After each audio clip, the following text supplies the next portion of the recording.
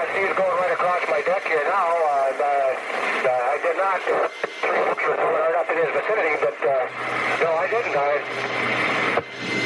So this is good too. Roger. Thanks for that information, sir, and I'll get back to you if we come up with anything. Over. Hey, everybody, and welcome to another episode of Beyond the Breakers, a podcast about shipwrecks, loss, and lessons learned from maritime disasters.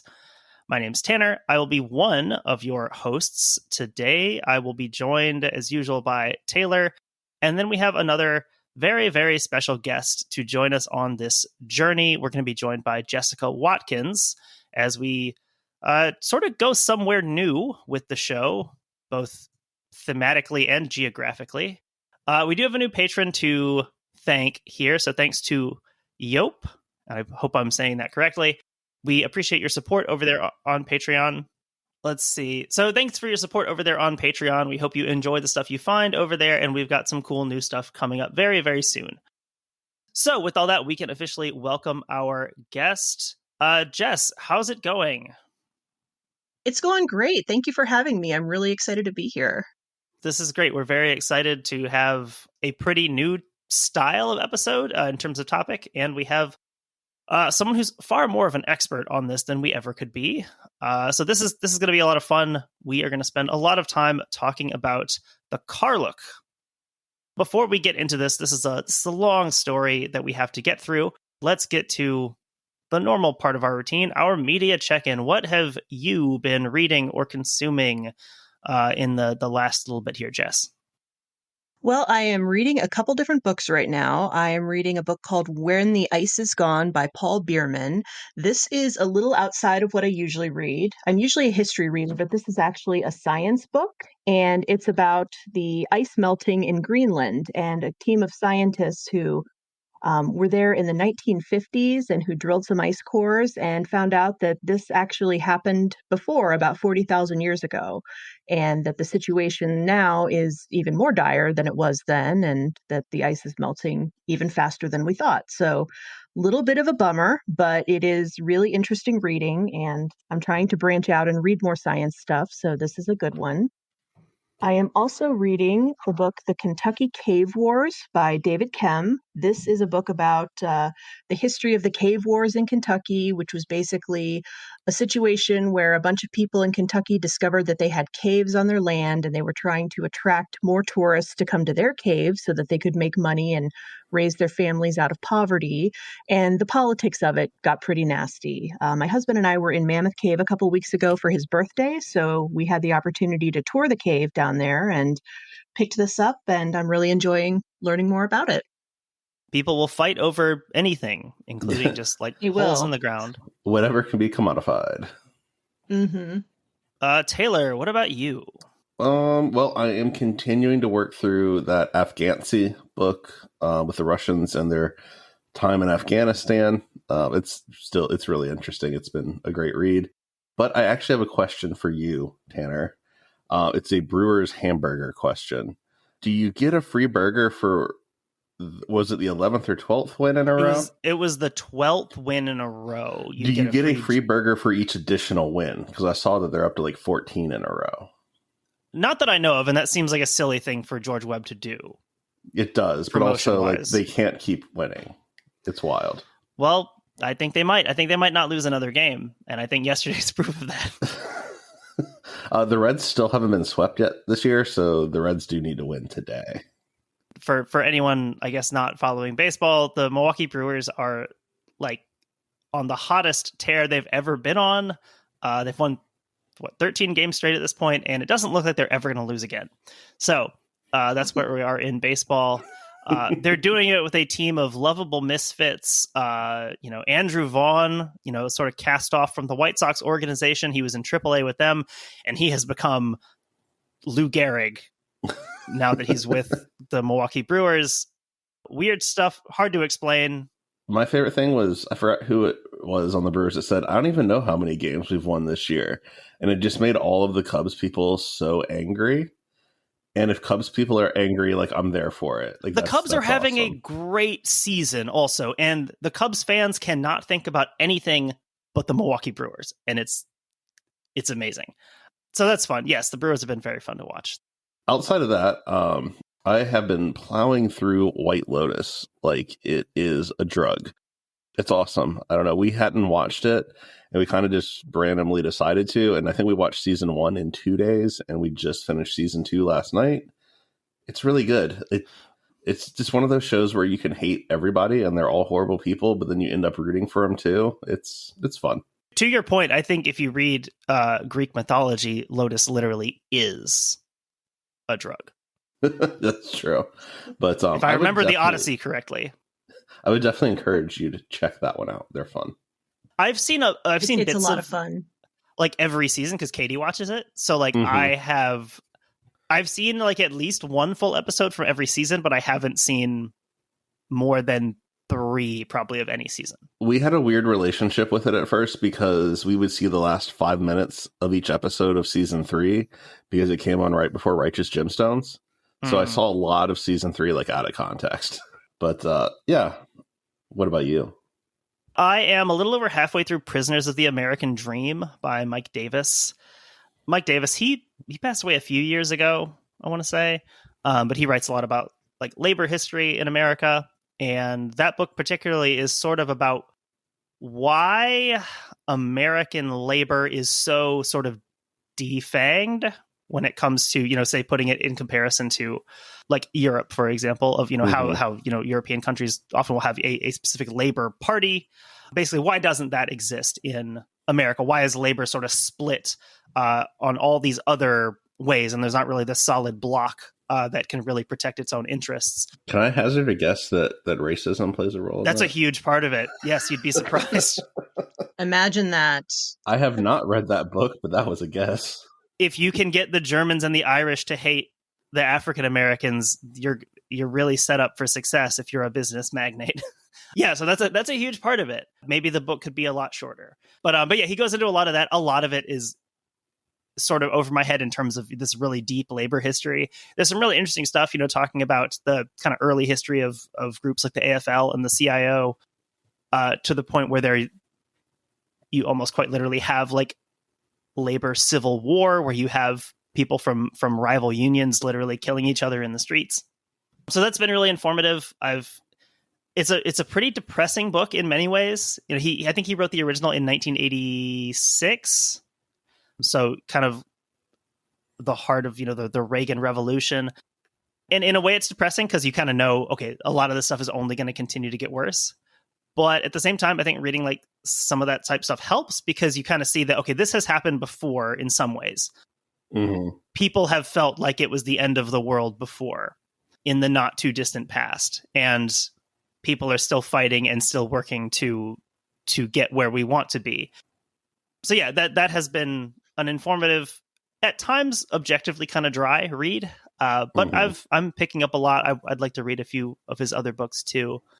Another book, a bit more lively, that I'm reading is called The Broken Spears, The Aztec Account of the Conquest of Mexico by Miguel León Portilla.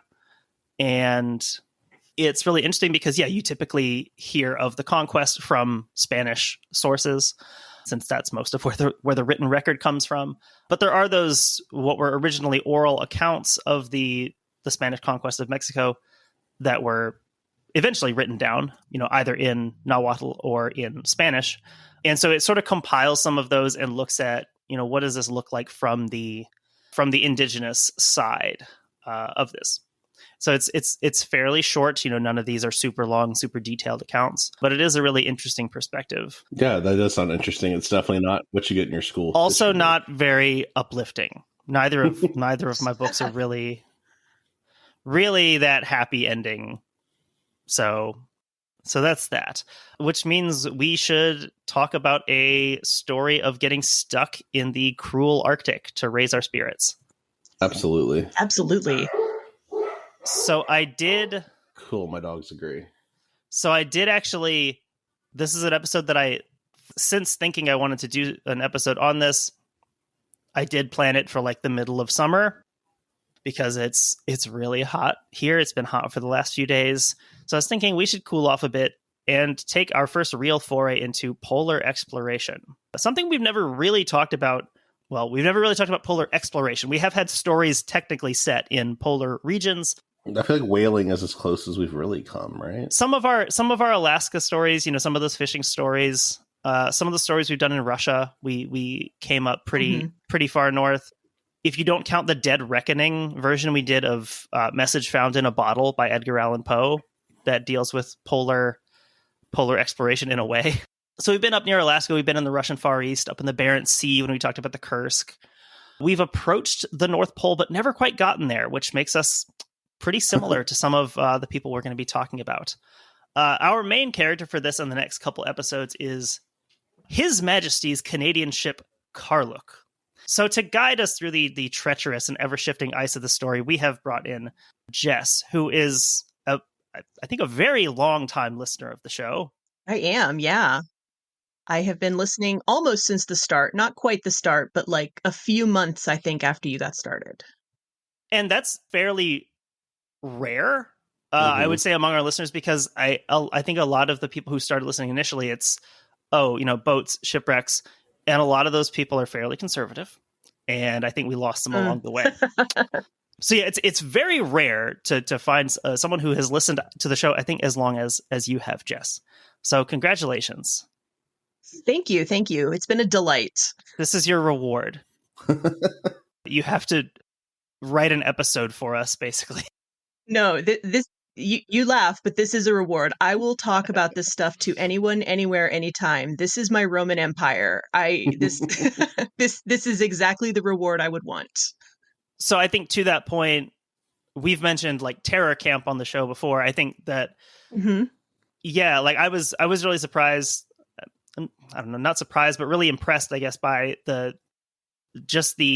rabid fandom that exists for polar exploration, in a certain niche of the internet. Yeah, there's a huge amount of devoted fans and enthusiasts for these topics. I had no idea, like, when we started getting that. Every ship's, assistant topographer seemingly has fan fiction written about them. Yes. There's a very, very devoted fan base for this, which in a way it is one of those things where you are kind of nervous stepping into that, because it's like, oh, you're gonna cover something, and this is someone's whole life of what they're devoted to. Yeah, I think anyone who's interacted even tangentially with terror fandom online, you quickly get a sense of how devoted this population is, beyond just Terror and Erebus, beyond just the TV show. And I don't know, I was trying to think of, there are people who are certainly interested in shipwrecks in general and in polar exploration, but I think there's also a lot of people who there is not that crossover. And I was trying to think about why that is. What is it about, what do you think it is, Jess, about polar exploration that really grabs this level of enthusiasm? I think to an extent there's always been a lot of enthusiasm about this, even if you go back to the time when it was happening, sort of the heroic age of polar exploration. These people were sort of the astronauts of their day. They were doing things and going places that nobody had ever seen or heard of before. And it was all, if we're not talking about the indigenous people, of course, it was all undiscovered territory. And there's something really appealing about learning about the first people to go to this place and to experience this new land. And I think that it takes a certain type of guy to do that. And we were talking a little bit earlier about just the type of guy or the type of person that would do this. And there's usually a really compelling personality behind this. And I think the personalities are what draws people to polar exploration, because if it's truly just a story about some guy going to the north or to the south, that's not that interesting. But when you add in that these were big personalities and that everybody on these expeditions had a personality, and these are really character-driven stories. And one of the things we like to joke about kind of in the fandom groups and in the enthusiast groups is that all polar exploration stories are workplace comedies. They get into these ridiculous scenarios. They are doing just bizarre things, and they're doing all of them with these giant personalities that you wouldn't necessarily expect.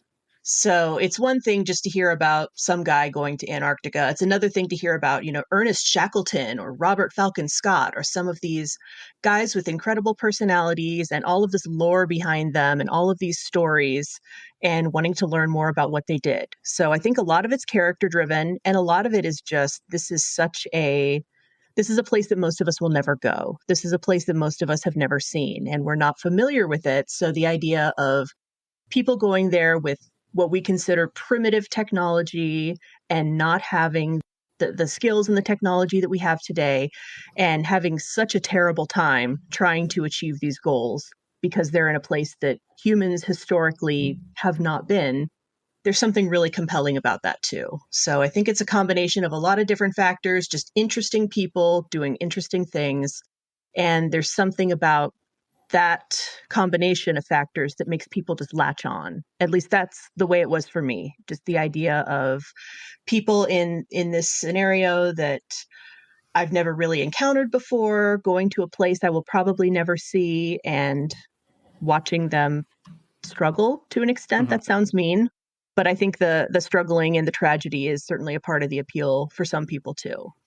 I think one thing it reminds me of is kind of mountaineering. And I've kind of gone down the rabbit hole of like reading about like the top, the 10 most deadly or 10 biggest mountains. And like, it takes a special someone to look at K2 and be like, I'm going to climb that. And like, it's sort of the same thing of going to the North Pole of, well, I'm going to go there. And I think it's a really interesting thing. We all like to read history. And I think it's a hard thing to convince someone who doesn't read history that it can be a narrative and it can be entertaining, but it is an escape because I'm never going to climb K2. I'm never going to go to the North Pole, but these people are, or they're trying to. And it's a really interesting story seeing how that plays out. Absolutely. And it even affects me like when I'm reading some of these things and I thinking about like, this race to be the first to the North Pole, first to the South Pole. Because my next question, you're going to be the first to the North Pole, and then like, and do what? What are you going to do there? The answer kind of just being like, well, I'm going to be there. That's the thing. We're going to explore. That's it. That's the thing. That's the goal in itself. And I think there is something really, like both of you said, like there's something really interesting because it's like, I'm not that person. I would never be that person. So it is almost like reading some sort of escapist fantasy. The idea of someone intentionally going to these places where people don't live for very good reasons and saying, well, no, I'm going to do it. I'm going to go there using some combination of experience and technology and just raw determination. Not to like extrapolate too far out and talk about modern stuff, but I think the cheapening of that with things like the Blue Origin stuff, like Katy Perry going to space, that kind of stuff, it kind of ruins these fantasies of reading this history stuff because you're cheapening it by making it something anyone with money can just pay to have this experience now. Same as like and that was very Mount much Everest. not the case. Yeah, like climbing Mount Everest has become, do you have enough money to climb Mount Everest? Because if you do, you can get it done. And, these guys are doing this. They're not even sure if they can actually do it or not. And in a lot of cases, they don't do it. Steph sounds pretty sure. He's very sure. He is always very sure of his own abilities. That is a thing you'll learn about Steph. But I do think that polar exploration and mountaineering and caving and kind of deep sea exploration, all of these have a very similar appeal because I think that there's something about people going places where people probably should not be, where people don't necessarily belong, that is very compelling, especially for those of us, like you were saying, who are history readers. It gives you sort of a front row seat to almost a fantasy environment and something that we're unlikely to ever see in our lives. So those sort of stories are very adjacent. And I think that for some people, the general nautical stories tie into that. But for some people, they need something a little more, what's the word I'm looking for? A little more out of the ordinary, I guess, because shipwrecks can happen in a variety of ways. They happened then, they happen now. But that's not quite the same appeal factor, I think, as freezing to death in the Arctic. I think it's like what we talk about. We don't want to just be like, this ship was this big. This is how this ship sank. This is where it sank. Like that information's out there. Like, I'm not here to talk about that. Like, I want to talk about the people, the human side, what was this experience like? And I think that's a lot of the same appeal in the polar stuff. For so much of, almost everything you'd read in the history genre is at some level human versus human. It's, it's based on human conflict and interaction. And I think there's something very primal about the Arctic or Antarctic exploration in that it really is sort of man versus the Earth. Yes. That raw sense of survival, of testing yourself against like the worst that nature can throw at you, and in some cases surviving and in some cases not. Mm-hmm. It is, I think, a sort of taking you back to like deep human history of when, yes, just surviving against the elements was a struggle, a challenge for, most people. So yeah, there is something interesting about, testing yourself against that. Not my cup of tea, nothing I would ever do, but people do it or did it. Mm-hmm. Let's still do it. Still do it, yeah. Now, most of the trips to the Arctic and the Antarctic tend to be more research focused and more science focused, but there are still people, crossing Antarctica on skis just because they can. Mm-hmm.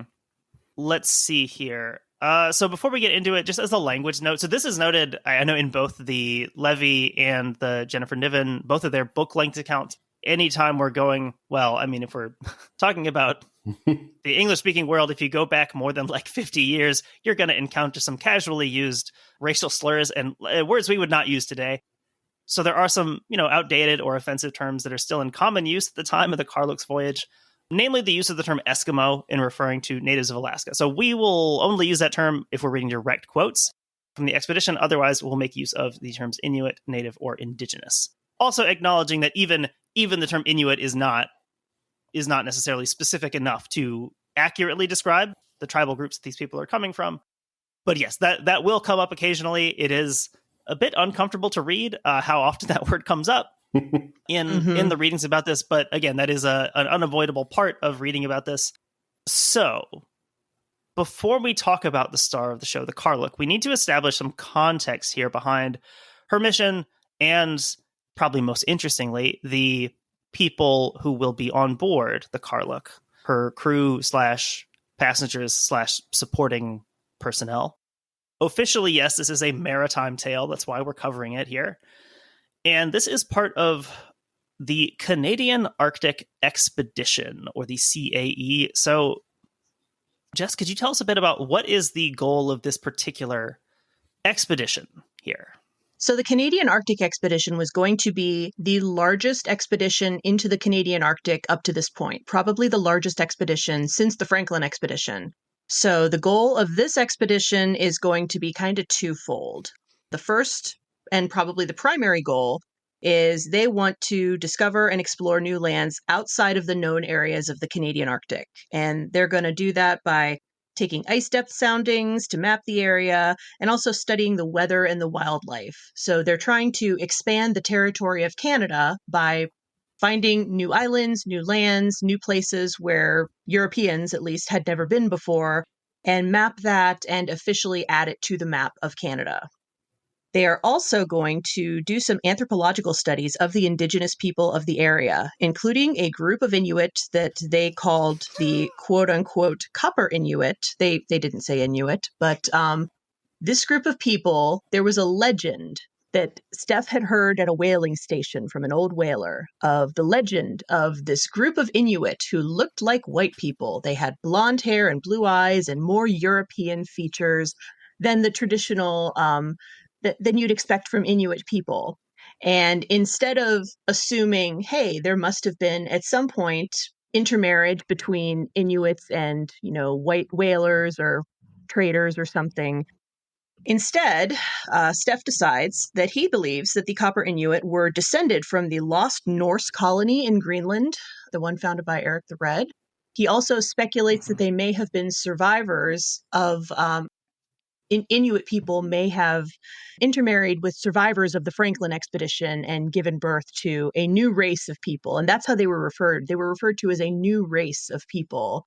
And it's ridiculous. There were other people who believed this. It wasn't just Steph, but he, being kind of the media savvy, attention seeking person that he is, tells everybody, sends out news releases and everything, Stefansson's Arctic discovery of a new race of people, the Copper Inuit, the blonde Inuit. And very few of these people were actually blonde and blue-eyed. Some of them maybe had slightly more European features, but there is ample photo evidence of these people because eventually part of the expedition does get to study them and photographs them. And maybe some of them look slightly more European, but that could certainly be the result of intermarriage with Europeans. But no, we decided that Steph decided that he was going to tout this as a new race of humans, never before seen, and he wanted to study them. So part of the Canadian Arctic expedition was going to be about mapping the land. Part of it was going to be about doing anthropological study of this particular group of people. What that reminded me of when I first came across it, this whole concept of the Popper Inuit, this blonde, maybe European race of Inuit.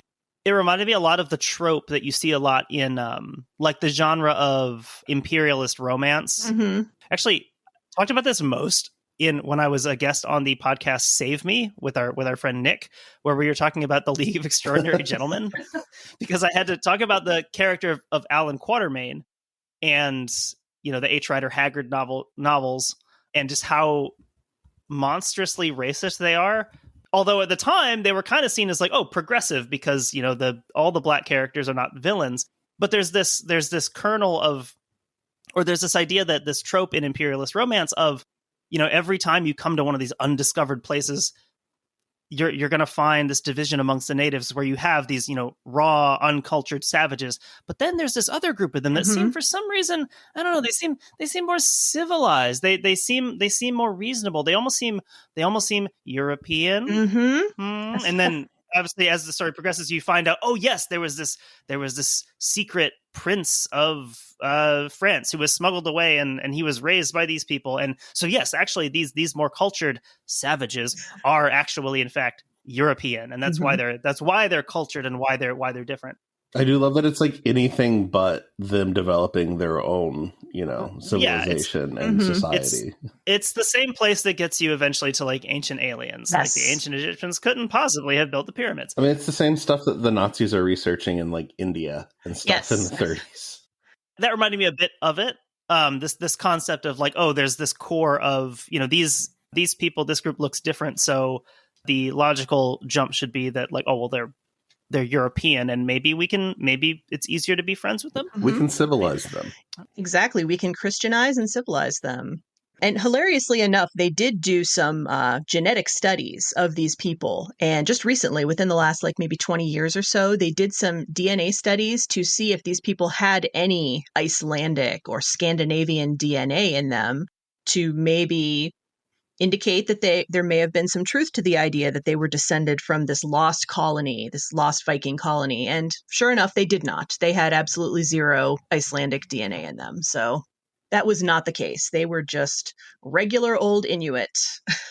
I was waiting for it to be one of those like, the worst person you know just made an excellent point moments. Like, oh. I do think it's interesting that like you find this trope so many places. Like hearing about that, like it makes me think of like the lost colony of Roanoke and Virginia Dare. Mm-hmm. And in the South, there's all kinds of stories about Native American people with blonde hair and blue eyes, and they're descendants of this lost colony. And like, it maybe that could have happened, but not in any meaningful way. Like there's not a lost tribe of Native American people in the southeastern United States that descended from the lost colony of Roanoke. Yeah, and that like retained this core Europeanness. It's like, sure, intermarriage is probably something that's happening here. Even with Roanoke, they literally said, hey, if something goes wrong, we're going to go over here and live with these people. Not really a mystery, even in that sense. But yeah, that there has to be this continuous core of Europeanness that has to keep burning in the wilderness. So we can talk a bit more about the people involved. So we've already mentioned one of the main characters here. The Canadian Arctic expedition would be led by Vilhjalmur Stefansson. Yep, that's good. I don't feel quite as bad if I mispronounce it, since it's like not his given name per se. Yeah.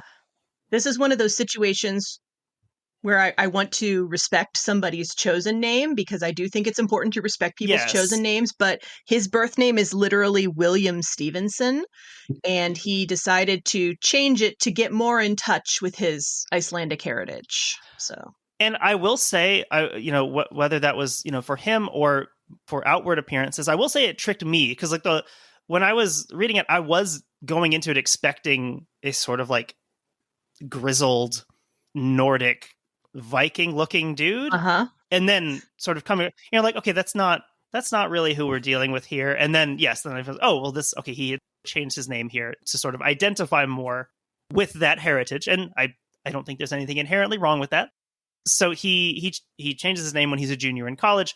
He attended the University of North Dakota until his expulsion for excessive absence. It completed his bachelor's degree at the University of Iowa. So I didn't go into this expecting him to be an Iowa Hawkeye. He then pursued a doctorate at Harvard, studying religion as a branch of anthropology. I think, like many people, he doesn't seem to have taken well to the teaching part of this, of the doctoral work. And I think there's lots of doctoral students like that, who doctoral students and full professors even, who are, they're not there for the teaching part. They're there for the research. Just let me read my books. One of my greatest professors I ever had, Professor Marlis Mackin at University of Wisconsin. She is a theoretical phonetician, and I took phonology classes with her. She was a wonderful teacher of phonology.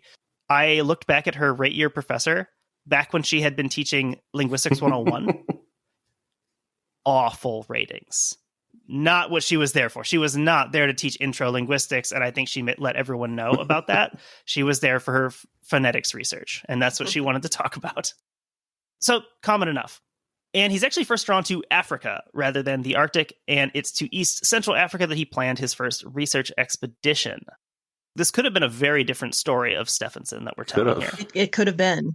This is until he's contacted by explorer/geologist Ernest de Koven Leffingwell, inviting him on the Anglo-American Polar Expedition, aiming to establish contact with and begin research on the as-yet uncontacted Inuit peoples around the Beaufort Sea. A man with the name Ernst de Koven would probably do horrible things in Africa, just saying. He's someone that Breaker Morant would have executed without a trial. So the two main sort of narrative book-length sources of this, where most of this comes from for me here, is one of them is the book Empire of Ice and Stone by Buddy Levy, and then also the book The Ice Master by Jennifer Niven. So I'm going to quote here from Empire of Ice and Stone. They're writing a bit about Stefansson here. Though blue-eyed and of Icelandic descent, at 33, he did not possess the stunning Nordic handsomeness of, say, Fridtjof Nansen, or the wizened, craggy, leather-skinned appearance of either Roland Amundsen or Robert Perry. Stefansson was slight, even diminutive, with a foppish swale of curly dark hair. But there was a fire in his veins and heart that belied his unimposing stature. He was a knot of sinew and dreams and bravado.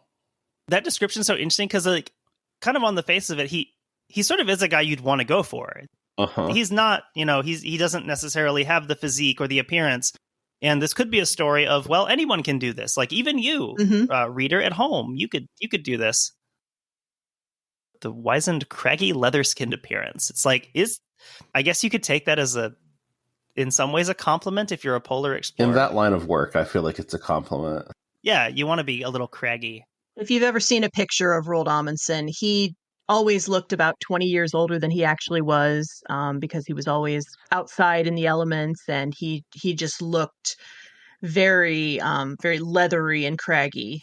So that's a very accurate description of Roald Amundsen. But that kind of implies this guy has the face of a guy you can trust because he's been out in the elements. He's done the polar things before. Right. And then you've got Steph, who does not look particularly imposing or like a guy you'd expect to see out braving the elements. The Canadian Arctic expedition was billed first and foremost as a scientific endeavor, so a crew of scientific personnel would, of course, be necessary among the crew of the Karluk, or among the personnel on the Karluk. So we'll run through those names here. I hope I got everyone. And we'll get to the actual crew of the Karluk in a bit. So one figure of note here is James Murray, a Scottish veteran of Ernest Shackleton's Nimrod expedition of 1907 to 1909. He had served as biologist on the Nimrod, and he would technically serve as oceanographer on the Karluk. And he's the most senior scientist at age 46. Another veteran of the Nimrod was the physician 35-year-old Alister Forbes Mackay. We've got William Laird McKinley, the magnetician and meteorologist, age 24. He is another Scotsman. He had been employed as a math and science teacher in Glasgow before joining the expedition. Radical change of job here.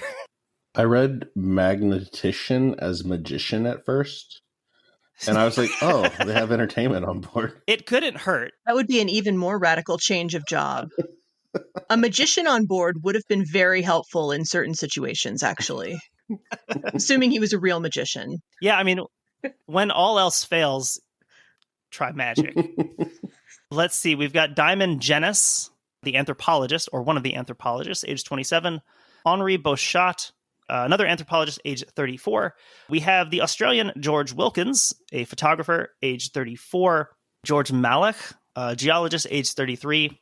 We've got Bjarne Mayman, assistant topographer, age 22. Buddy Levy notes that the Norwegian, Mayman, was both the youngest of the ship's complement and the last to be hired on. While not greatly experienced in polar or near-polar exploration, he was, however, a champion skier. A skill that gave him a bit of a resume bump here. That could be a useful skill up in the Arctic. Rounding out the scientific staff is Stefansson's American secretary, Bert McConnell, age 24. When the scientific staff arrived in Victoria, British Columbia, they had a general idea of the mission they had signed on to, but in a meeting on June 7th, Stefansson would elaborate in detail. The Canadian Arctic expedition would be split into two parties, a northern party aboard the Karluk under Stefansson directly, and a land-based southern party to be led by Dr. Rudolf Anderson, a Canadian zoologist. Anderson's party would document their findings, geographical, anthropological, zoological, all of the ogicals, from the islands north of the Canadian coast, while Stefansson and the Karluk would explore the seas north of Alaska. So getting on board the actual ship, the Karluk was captained by Robert Bartlett. He was from St. John's, Newfoundland, and from a family with a long maritime pedigree. He had a lot of experience with fishing and sealing, and he commanded his first fishing vessel at the age of just 17. By age 23, he had attained the required experience and passed the necessary exams to gain his official certification as a master mariner. Pretty cool. By like 23, you've already had the experience to get that certification. Mm-hmm. Yeah, master mariner, I'm thinking of like an old gray-bearded guy, but no, 23 will do. Bartlett's first entry into the world of polar exploration would come in 1898 when he joined his uncle John on the first of several North Pole expeditions that would be led by Robert Peary. On Peary's second and third expeditions, Bartlett was captain and ice master of SS Roosevelt. I want to be an ice master. It is such a cool... It is a very cool name, cool job title. And so I was going to have Jess explain a bit about what does an ice master do? What kind of skills does an ice master have? We have this whole book called The Ice Master. What does an ice master actually do? So an ice master is somebody who is a very experienced navigator, and their job is going to be to guide ships through the ice, which doesn't sound on the surface like that would be that difficult. But it was very complicated because there are many different kinds of ice. There are many different kinds of icy conditions. And if you're the ice master, you have to be able to navigate the ship in all of those conditions. So it does require significant experience. It also requires somebody who's willing to be a little bit of a risk taker because you have to be able to avoid icebergs, kind of dodge and weave through ice flows. And you need to be able to navigate maybe a very large ship into a very tiny lead. So there are a lot of skills involved in navigating through the ice that you wouldn't necessarily think of at first. And this is something that Bob Bartlett was extremely good at. He was the captain and the ice master of the Roosevelt, which was a very cutting edge for its time polar ship. And he got a little crazy sometimes as the ice master, navigating them through some of these ice flows and just guiding them through leads and being willing to take those risks that you wouldn't necessarily know to take if you were not extremely experienced and skilled in this. Anytime ice master comes up, I kind of default, I just think about Mr. Blanky. Yes. From The Terror. Yes. All of the stuff he was doing is what I imagine here. Mm-hmm. very much the same types of things. Obviously, this is happening quite a bit later than the Franklin expedition, but the way that you navigate through the ice is very similar to the way it would have been at the time of the Franklin expedition. So what Mr. Blanky did is, not as many developments in ice technology. No. Over that time. I think that sounds like an incredibly challenging job, just having to sort of just watch the ice and wait, see like this little crack developing and say, yes, we're gonna go for this. Mm-hmm. So I know also, mentioning Robert Peary, that opens up a whole new can of worms with polar exploration. I've never read like any like full length account of Peary's expeditions. Can you just give us like the very quick spark notes of Peary and who he is and why he would maybe make polar enthusiasts' ears perk up? Yes. So Peary is sort of a notorious figure in polar exploration. He's generally not particularly well liked for all of the reasons that you can imagine a man during this time period not being particularly well liked. He is somebody who is very driven. His entire life, he had this goal of getting to the North Pole, so he's very driven, and he kind of doesn't care what steps he has to take or who he has to step on in order to achieve his goal. He was very unnaturally close to his mother, and there's a very famous note from a letter that he wrote his mother saying, "Mother, I must have fame. I must achieve these goals. I can't have a normal life. That will not do for me." Paraphrasing that a little bit. But Peary decided to go to the North Pole in the late 1800s, and he'd been gradually working his way up towards finally making a run for the pole. And in his third expedition to the North Pole, this is the one where he and Bob Bartlett really have a lot. I completely forgot my train of thought. He and Bartlett were together as part of the third expedition to the North Pole, and their stories really kind of converge here in an interesting way. So Peary is on his way to the North Pole, and he has a team of people with him, his polar party, the people that he wants to be with him whenever he finally makes it to the pole. So among this group of people are Bartlett, Matthew Henson, who is a very interesting figure in his own right. He is an African-American man who started off as Peary's servant and eventually became one of his most trusted confidants, and then a team of Inuit.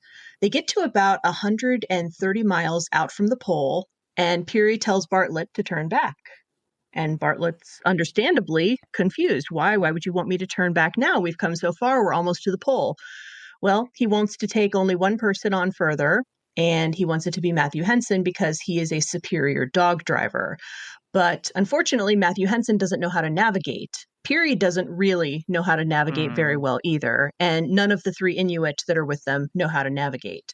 So the result of that is that it's generally accepted that they did not reach the North Pole in 1909. And whether that is because Peary lied about it or whether that's because no one was able to navigate, we're not really sure. But ultimately, they claimed the North Pole. They said that they'd reached the North Pole, but we don't really believe that that was the case now. But poor Bob Bartlett had to turn back and walk back. All he wanted was to go to the pole as a reward for his years and years of loyal service to Peary. And the thing that Peary told him when he was sending him back was, "It's all in the game. You understand." So somehow, in spite of that, he ended up still maintaining a level of love and respect for Peary throughout his entire life. He admired him for some reason. I don't know how. Bigger man than a lot of people, I guess. I certainly would not be admiring Peary after all that. So that was the story of the North Pole, the kind of the final dash to the North Pole, and how Bartlett was sent back right before they reached the goal. But in addition to the way that he treated Bob Bartlett and the way that he generally treated his the people that worked with him, there are lots of other reasons not to like Peary. He was extremely racist, as was not uncommon for this time period. But there's a lot of speculation that the reason that he did not bring Bob Bartlett forward and brought Matthew Henson again instead was so that there would be no doubt in anyone's mind that Peary was the first white man to reach the pole. because if Matthew Henson made it to the pole first, well, that doesn't matter because he's not a white man. Same with the Inuit. But Peary wanted to be the first white man to reach the pole. Also, he kidnapped a bunch of Inuit and took them back to New York. You can read about this in the book Give Me My Father's Body by Ken Harper. He kidnapped an Inuit family, including a child, took them back to the Museum of Natural History in New York, where most of them died. He also stole a meteorite from an Inuit community that was very important to them and a part of their cultural practice, and had it shipped back to the Museum of Natural History in New York, where you can still see it. But what I think is the weirdest thing about Peary is that he, as I mentioned, had a very unnaturally close relationship with his mother. He took his mother on his honeymoon. His wife did not know about this in advance and was very unpleasantly surprised. He also moved his mother in with him and his wife as soon as they... That's a callback to White Lotus season 1 right there. Yeah, it is. It absolutely is. Mom showing up on the honeymoon. Yep. So then he moved his mom into his home with his new wife right away. And that was just something she was expected to accept. So Peary's an interesting guy. You could do an entire series just on Peary, but I hope that this kind of demonstrates why he's not well thought of in the polar exploration community today. So you mentioned, and this has come up in some of the stuff I've read, that now kind of the consensus is that Peary did not reach the North Pole. Most likely, yes. At the time, was it more split? I mean, did you have people accepting that, yes, he did, and people saying, no, he didn't at the time of what we're talking about here? Yes. So at this time, there was a race to the North Pole. It was between Peary and a guy named Fred Cook, Dr. Frederick Cook. Oh, yeah. Fred Cook had actually served... Yeah, so you're familiar with Fred Cook. So Fred Cook had actually served as the doctor on one of Peary's earlier expeditions. He's one of the guys who cut off all of his toes when he lost all of his toes. So Fred Cook and Peary were friendly at first, or at least acquaintances and co-workers.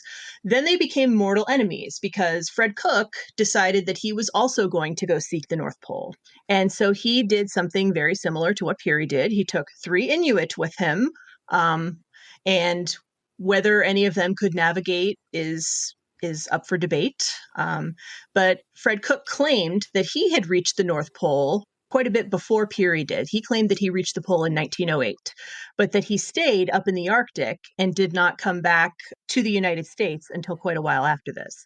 So right about the time that Peary was coming back from his quote-unquote successful trip to the North Pole, Fred Cook was already here and had already claimed the pole. So Peary had to come in and say, no, you didn't do it. I did it. And there are really great political cartoons from this era. There's a lot of vitriol between these two. People are taking sides. You know, who do you think actually got to the pole, Cook or Peary? And most of the people at the time were a little suspicious of Cook as time went on. When he came back and said that he made it to the pole, most people, I think, accepted that kind of right off the bat. But then as more of the story comes out, they're a little skeptical of Cook. And some people start to believe Peary, although there were some people who were skeptical of Peary too. The issue was sort of settled when I believe the National Geographic Society did declare that Peary had reached the pole. But Peary's logs were missing a lot of information, and there is significant doubt now that he actually reached the pole. And I think most people agree that Fred Cook also did not reach the pole. But for a while there, it was a really hotly contested thing. This is like an argument that like 2 3rd-grade boys would have. Yes, absolutely. Like they should be... Neither of them actually did it, no. But they're both like sort of upping the ante, bragging about something that they've accomplished. And yeah, Fred Cook, I know really only from the Belgica. Yes. From reading about that.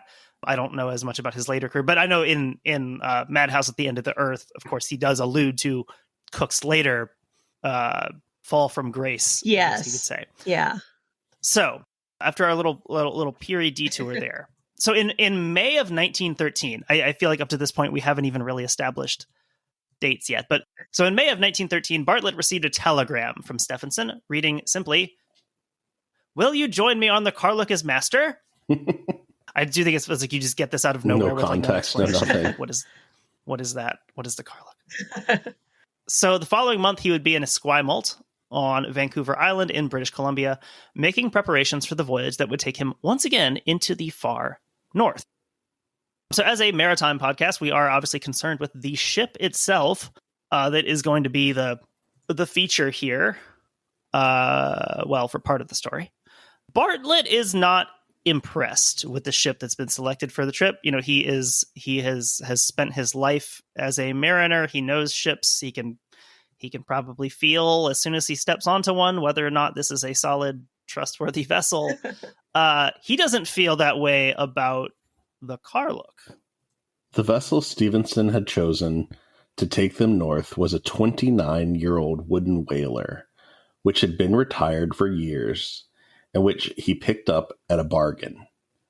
At 39 meters long and 251 tons, she was clearly an old ship whose day had passed. So kind of tying this in with our whaling episodes, not uncommon for retired whalers to be chosen for polar expeditions since they are built to be tough and durable. It's really the only kind of vessel that's being built that ever goes into Arctic conditions regularly. I mean, unless a sperm whale rams into it multiple times, it's probably not going to sink. Captain Bartlett assessed that the Karluk was, quote, absolutely unsuitable to remain in winter ice. He's like, this titanium, no, you don't build it out of titanium. Kind of like with your submersible, it's like, if I'm getting on a ship to go to the Arctic, I don't necessarily want to hear that you got it at a discount. That's not necessarily a winning factor. This was cheap. Karluk had first served as a salmon fishing tender in the Aleutians before she was reinforced and put to work as a whaler. No, so she wasn't even originally a whaler. No, she was originally a fishing boat. That's different. This is well into the decline of the whaling industry. And with the decline of the whaling industry, which we have talked about, several times on the show, she's sold at a discount and was able to be acquired for the Canadian Arctic expedition for the price of $10,000. Chief engineer John Monroe would deem her engine, quote, an old coffee pot due to its underwhelming power. One of Bartlett's first decisions as captain was to have the Karluk thoroughly overhauled, costing around $6,000. So, more than half the purchase price they're spending just to refurbish and refit this vessel. Could have just spent more on the ship originally, maybe. There wasn't really an option to get another ship, though, because by the time that anybody else found out about it, Steph had already put a deposit on the Karluk. So there was really no option to get a better ship. This is the ship you have. And even though Bob Bartlett took one look at it and said, absolutely not, this is the ship they have. So his job now is to do his very best to make it as functional as possible. You don't need a new ship. We have a ship at home. Yes, exactly. There is ship at home. I don't like this defeatist attitude I'm hearing from you regarding the ship that I bought here. This work was largely focused on reinforcing her hull for the beating she was going to take from the Arctic ice. Another point of emphasis was refitting the quarters that would be used by the expedition's scientific personnel, obviously needing different sorts of accommodations than you might need for salmon fishing or whaling. So talking about provisions, fitting out a ship for this voyage. So in that meeting on June 7th, the scientific team had raised concerns about the provisions that were being stocked for the expedition. So quoting here from Empire of Ice and Stone. Without offering much in the way of details, Stefansson confirmed that they'd be properly fed, clothed, and sheltered, adding that he'd probably be hiring a native seamstress en route. But at any rate, he assured them that the Arctic was, if met on its own terms, a friendly and forgiving place one could learn to live off of. He had certainly done so. So I added a little bit in the notes here just to discuss this concept of, describing the Arctic as a friendly and forgiving place. Stefansson will later write a book with the title The Friendly Arctic. We have I'll set aside some space in the bonus episode to talk about that actual book. But I think, that concept on its face seems a bit strange. We've just talked about how brutal and cruel these conditions are near the poles, and we don't necessarily think of them as friendly. I did want to include a short excerpt from the introduction of that book, because it gives a little bit maybe of a look into the mind of Stefansson. I could see no natural reason why the regions beyond the Eskimo frontier should be devoid of animal life.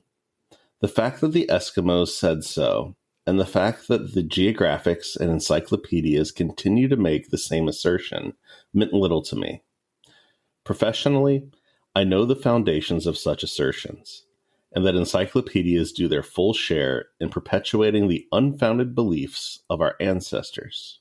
I satisfied myself, so far as was possible, while actually living in the Eskimo country, that the region beyond did not differ from the Eskimo country in any essential respect. I concluded the presumption to be that animal life could be found even in the very center of the icy area.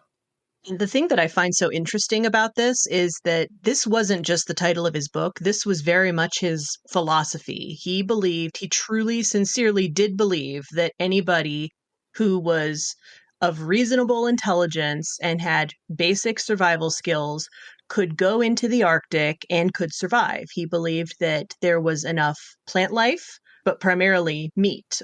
He was also a very early advocate of an all meat or all fat diet. So sort of what we think of today as the keto diet. He was sort of the original keto bro, but he sincerely believed that anybody could go to the Arctic and could kill seals or could find plants and berries and could have everything that they would need in order to survive. And he believed that because he did. He was a very skilled survivalist on his own. So he was able to go into the Arctic and he was able to slaughter seals or find birds or eggs or things to eat to survive. And so he thought, well, if I can do it, why can't everybody do it? And that was a very kind of common line of thinking for him was, this is a thing that I can do, so this should be a thing that everybody can do. It's very interesting that he had that, that idea that if he could, anyone could, and not thinking about how that scales as far as like, if I wanted to establish a colony of 1,000 people, what does that look like? Not every person's going out and clubbing a seal. Like, how do you scale that up? And it feels like that's not something that he would have bothered thinking about because it's just not part of his day.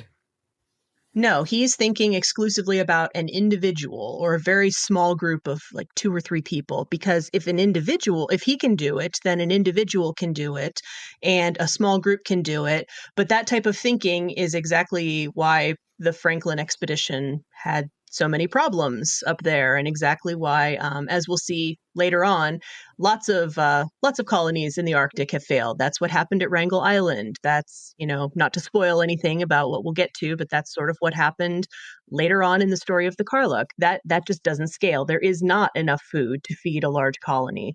There's enough to feed a solo survivalist, but there's not enough to feed a large group. Yeah, I feel like it goes against the idea that if there was so much food there, then the native peoples would have had a much more dense society. There would have been cities, and they wouldn't be nomadic and things like that. Like, they would have grown a very different society if food was so bountiful there. Absolutely. I think that circles back to the idea that, like, oh, well, you just need a European or they just need to be shown how to European do it. background to do this, and then certainly we could do this. This aspect of it, talking about not being able to scale that up, saying yes, this person can be a very skilled survivalist on their own, and sort of that you can't apply that to a larger group of people. It reminds me a bit about how, like, in like modern sports, someone who's a great player is often not, you could say most often not a great coach, because they have the skills that they have never really had these same struggles, and they're not necessarily good at coaching up people who need that. I kind of got that vibe of it here, the idea that, well, you're really good at this, but like that might not work for everyone. Probably not enough to describe this place as friendly or forgiving. Let's see here. So I made notes here. I was going to expand on these and I didn't come back to it. But so some of their concerns were about fresh water, pemmican, and other food. There was this issue with testing the quality of the pemmican. And if I remember correctly, because I forgot to add this to the notes, Stefansson basically wanted to skip this step, saying that we don't have time to do this. Yes. And I forget who it was someone stepped in and tested it anyway. Dr. Anderson. Okay. Yeah, it was Dr. Anderson. Because Steph was of the opinion that they really weren't going to need this pemmican anyway, because they could survive off the land. They could hunt. They could fish. They would have absolutely no trouble getting everything they needed from the land. So why bother taking the time to test this pemmican? Why bother doing any of this? Because the true things that you need to survive are going to be provided for you by the friendly Arctic. But thankfully, Dr. Anderson stepped in and did ensure that the pemmican was tested. It was tested for to make sure there was no like debris or glass fragments or anything in it. The nutritional component was not tested. So there could still be a nutritional imbalance in the pemmican, and they wouldn't have known that. But there was at least no glass shards or anything in it.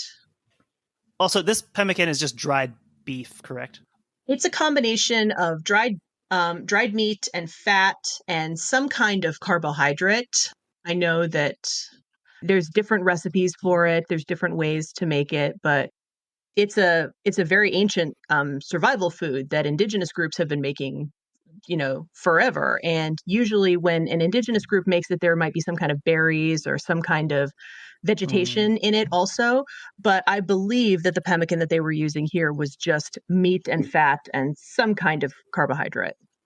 One other thing I wanted to touch on with like the concept of the friendly Arctic, and I think he kind of implies it in some of his writing, just talking about casually, what would hire a native seamstress?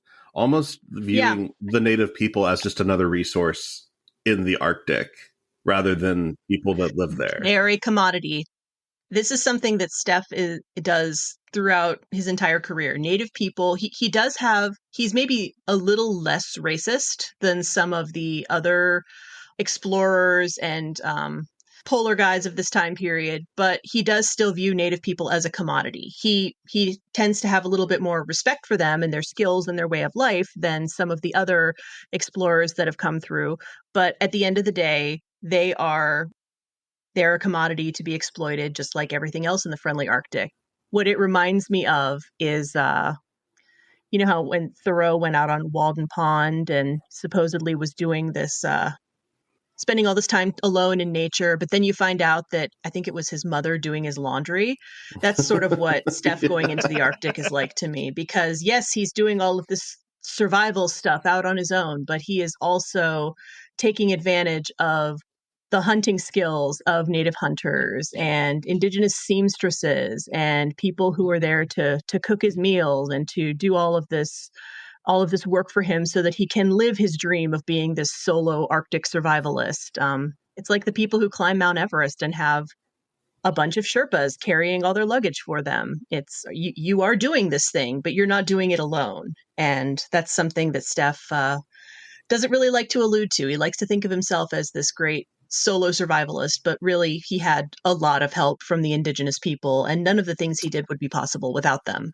Nowadays, if you do it alone, it turns into the Wild. He's basically doing Man vs. Wild. Yes, he's doing Man vs. Wild. I'm gonna survive, but I have a camera crew. Yeah. Air quotes survive. Bear Grylls drank that pee because he had to, not because he wanted to. Mm-hmm. Mm-hmm. That show was on like when I was in high school, and I remember people being like, he's not even really surviving. It's like, no, I don't think he's actually putting himself in life and death situations and happening to survive each one. And there happens to be a film crew there. I don't think that's what it is at all. It's like wrestling. Like it's staged, but also you still got to have some skills to, not die. Yeah. He's teaching you things. Yeah. And so, I don't want to make it sound like he had no skill whatsoever. He was, he was a skilled, he could hunt. He could do a lot of these things. He could survive. But also, whenever he would go up into the Arctic, he would have indigenous people to kind of translate, the language and the cultural practices for him. There would be native women who would do the sewing, who would sew like furs and things that they would need. He didn't do all of this alone. This was absolutely a supported effort. Okay, so one final point here, and I think this is interesting. This is not obviously a specific thing to the Karluk, but one final thing before we take off here is, a lot of the info that we have, sort of the day-to-day stuff, comes from the journals that these people were keeping. And so there's a lot of interesting stuff that happens with publishing rights to these things. Could you talk a little bit about this concept, the idea of, people are keeping individual journals, but they might not necessarily have full control over what is in those accounts? Sure. So it was pretty common if you were a staff member on a polar expedition that the leader of the expedition is going to exercise some control over how that information is disseminated. So if you're a member on an expedition, you're probably not going to be allowed to publish any of your findings or publish any of your notes or memoirs or anything until after the leader has published their official, book about the expedition. And you're also probably not going to be able to talk publicly about it unless the head of the expedition says you can for a period of like a year or two. This is a pretty common thing. Both Peary and Robert Falcon Scott did ask their teams to agree to pretty similar terms.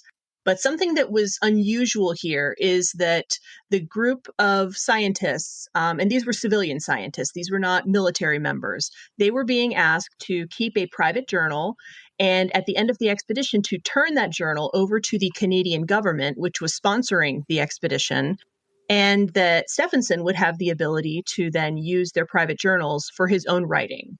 And what was uncommon about this was the requirement. It wasn't unusual for expedition leaders to ask for materials in order to draw from to write their official narrative of the expedition.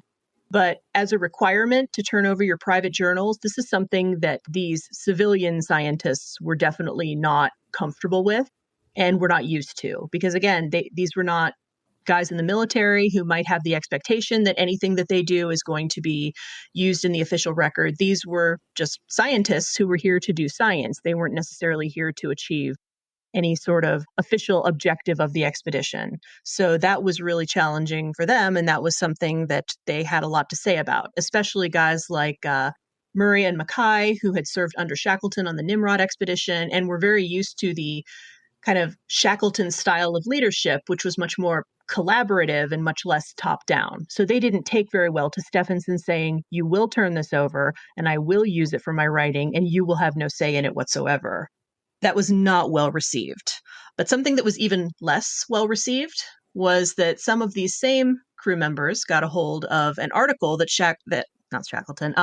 Stefansson had written for one of the local newspapers, in which he talked about how the goals of the expedition were significantly more important than bringing back the ship or bringing back the scientists. The work was more important than the lives of the scientists and definitely more important than the survival of the ship. I have no idea what possessed him to write that, to put that in writing and to actually have it published, because that is just insane to me. Those are inside thoughts, but apparently he made them outside thoughts and he published them. And he published them in a forum that some of the crew were able to get a hold of it. And so they came up to him, what is this? And they were absolutely livid, as you would be if you were told that your life was secondary to the goals of the expedition, which, to be clear, were not like curing cancer. It was finding new land for the Canadian government and studying Indigenous peoples. This is not the type of expedition that people are going to throw their life away on willingly because the goals are so noble. You got to tell me that before I sign up for the expedition.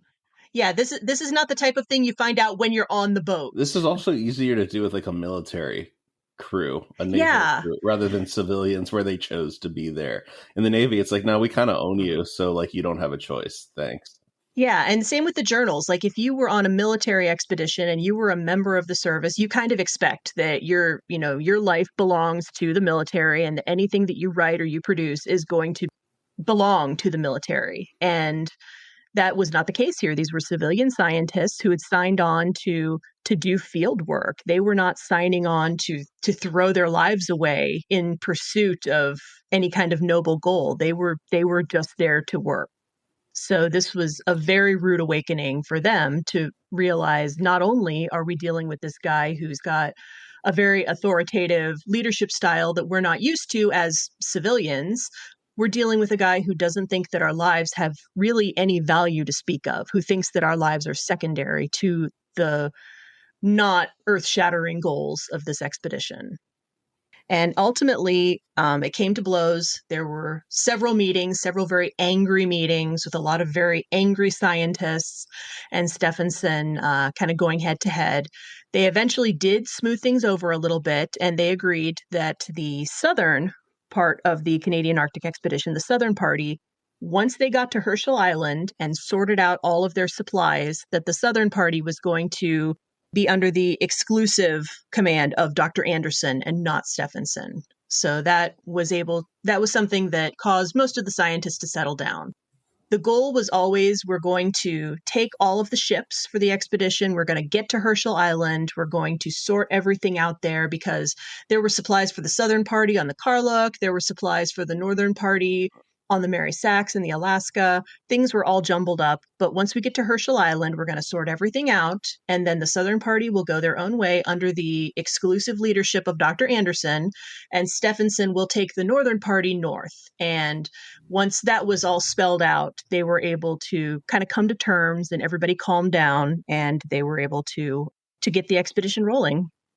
So speaking of, the Karluk departed Esquimalt on June 17th, 1913, flying the flags of both Canada and the United Kingdom. Not our beloved modern maple leaf flag, but the red ensign featuring both the Union Jack and the Canadian coat of arms. I've read/listened to a decent amount of stuff about Canadian history, and Canada's an interesting place at this point, because like at this point, Newfoundland is like not technically Canada. Yeah. So it's like two different things. I don't think they joined Canada until like the 40s. And Bob Bartlett is, he was born and raised in Newfoundland, but eventually he did become an American citizen. And I think, so even though he was born in Newfoundland, I'm not sure that he was ever really a Canadian citizen, because I think technically he got his Canadian. Yeah, I think he got his American citizenship kind of before Newfoundland was a part of Canada. And of course, somebody who knows more about Canadian history might know more about this than me. I could be totally wrong, but I think that when he became an American citizen, he had not actually been a Canadian citizen. We can get Kelly from Canuck is a Slur to please do to correct us on anything if we needed. I feel like I've read a little bit about Newfoundland and some of their stuff, and they're like the Texas of Canada. I kind of feel like like they just kind of. I've heard that said about Alberta also, but that might just be the redneck component. Yeah, I think Alberta is more politically like Texas, whereas Newfoundland is more of the whole free-spirited, independent aspect of Texas, if I had to guess. Yeah, we used to be our own thing. Yeah. Karluk entered the Bering Sea via the Inside Passage on July 2nd, where she quickly encountered a thick fog that forced her to reduce speed, even further than she already was, given the lack of power in her engine. One expedition member notably absent when they crossed into the Bering Sea, and this is Stefansson. Maybe a running theme, but we'll wait to see what happens. He had quickly departed the Karluk after the departure from Esquimalt and boarded the Victoria, partially to finalize some expedition-related matters, but Levy also notes he worked on some final edits to his soon-to-be-published book, My Life with the Eskimos. You got to multitask, though. You got to get stuff done when you can get it done. He's like a grind set guy. He really is. He doesn't like to be bored ever. He always wants to be in motion. He always wants to be working on something. He is very much a grind set guy, and that is absolutely something that will come into play later on. I think you kind of, in some ways, need to be if you're one of these people. Yeah. So on July 9th, Karluk docked at Nome, Alaska, where Stefansson rejoined the group with the supplies he'd picked up on the Victoria. With the amount of gear and provisions that had been amassed, it became clear that another ship would be needed to transport all of this stuff up to Herschel Island, which is their next major waypoint for the expedition. As Jess was just alluding to, this is kind of we get here and then we'll really get ourselves, put together so we can continue on the two different parties. So a schooner called the Mary Sachs was very fortuitously docked at Nome and available for purchase. She was acquired for $5,000 and her captain hired on to pilot her. So now our expedition consists of Karluk, Mary Sachs, and Alaska. So if I understood this correctly, the Southern Party is land-based, but they do kind of have the Alaska there as a support vessel. Yes, so the idea is that the Karluk is going to be sort of the home base for the northern party as they go out and explore. The Alaska is going to be the home base for the southern party, even though they're going to be spending the majority of their time on land, observing and studying the indigenous people of the area. But they will still have this ship so that they can travel around to different areas and different communities. So by the end of July, Karluk is steaming into the Bering Sea and crossing into the Arctic Circle. Karluk immediately gets to experience some of that rough weather that we know so well, since it's always worse in Alaska. The oldest joke on the podcast. When the Karluk put in at Point Hope, Alaska, she would add 2 more to her contingent. These were Inuit hunters / dog sled drivers Hakluyt, known as Jerry, and Osijek, known as Jimmy. Both of these are in their 20s. The next waypoint they set course for was Point Barrow. So Point Barrow is that very, very tip top of Alaska. However, when they're just about 25 miles from Point Barrow, they had their first experience of becoming icebound on August 3rd. They'd be stuck here until the early morning of August 6th, when a shift in the wind allowed them to get free for a bit before being forced to anchor once again. These are very frustrating stories to read, having come from more traditional maritime stuff, because like there's so much stop and go. They either run aground or they run into some thicker ice and they have to stop. So it was hard for me to keep track of like progress and dates of like when they're actually moving and when they're icebound. So while the Karluk was icebound, Stefansson had gone on a sledding excursion with Dr. Mackay and the 2 Inuit hunters, Jerry and Jimmy, to Cape Smith, where he maybe Smythe, but probably Smith, I'm guessing, where he hoped to acquire more sled dogs, furs, and ideally a native seamstress, like he had mentioned in that previous quote we read. Jerry and Jimmy had returned to the ship while she was still stuck in the ice, while Mackay and Stefansson had continued on foot to Cape Smith. The afternoon of the 6th, Mackay returned to the Karluk along with 3 dozen sled dogs and an Inuit family consisting of Karluk, the husband / father. He's in his late 20s with a good reputation as a hunter. His wife, Kiruk, a seamstress who would be known to the crew as Auntie. I mean, if I wrote that in a story, people would laugh and say that is like not an appropriate nickname. Probably not. Like, it's just amazing how it checks all the boxes. Yeah. They're also here with their 2 children, Karluk, who will be known as Helen. She's 8. And then they have a younger daughter, Mugpi, who's also known as Ruth. She is 3 years old here. So as the story goes on and gets more and more insane, just keep in mind that there are children on this boat. Just kind of keep that in the back of your mind. That is a weird aspect of this, is like all this stuff happening, and then occasionally in like the books it'll just cut back to, oh, and then here's Ruth was playing with the cat. Yeah. Okay. And it was not uncommon whenever you were going on an Arctic expedition to hire an indigenous hunter or seamstress, and the whole family would come. Do you want to talk about the cat now, or do you? So I can, and I'm a bit confused about the cat, because I think it was in the Jennifer Niven, because it's a cat.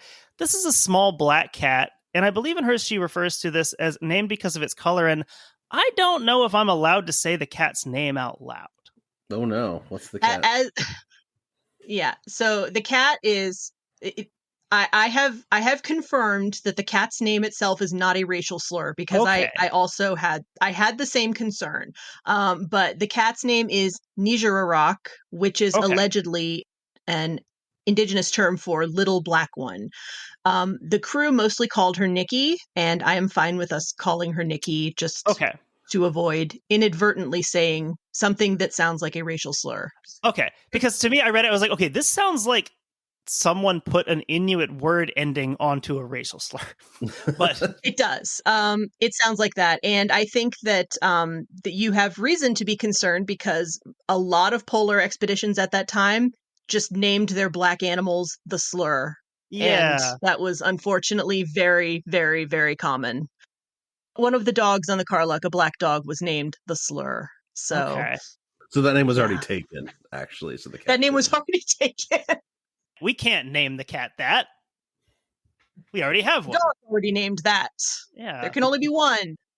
Let's see. So when Stefansson returned to the ship later in the day, well, I didn't include a lot about the cat here, but the cat will come back later in the story. Maybe talk more about the cat when you talk about the ship's crew, because she was kind of with the ship's crew more than the scientists. So when Stefansson returned to the ship later in the day, the 2 final additions to the ship's contingent would be made. This was Karluk, another Inuit hunter. He's given as age 19. Also recently widowed. Widow at 19. That's rough. Yeah. Widow, and he had a young daughter that he had to leave behind with family. Oh, right. Yes. I do remember that. That friendly Arctic. So a widower with a small child at 19. And then we have John Jack Hakluyt, a Brit, the also recently widowed former overseer of the whaling station at Cape Smith. And his wife was also Inuit, correct? Yes, she was.